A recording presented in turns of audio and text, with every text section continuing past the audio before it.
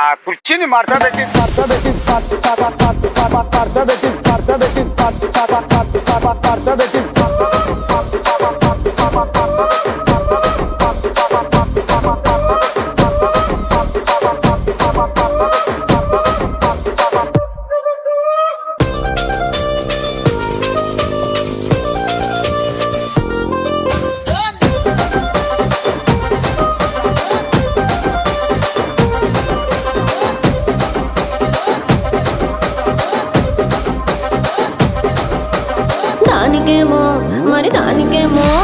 దానికేమో మేకలిస్తివి, మరి నాకేమో సన్న బియ్యం నువ్వు కలిస్తివి.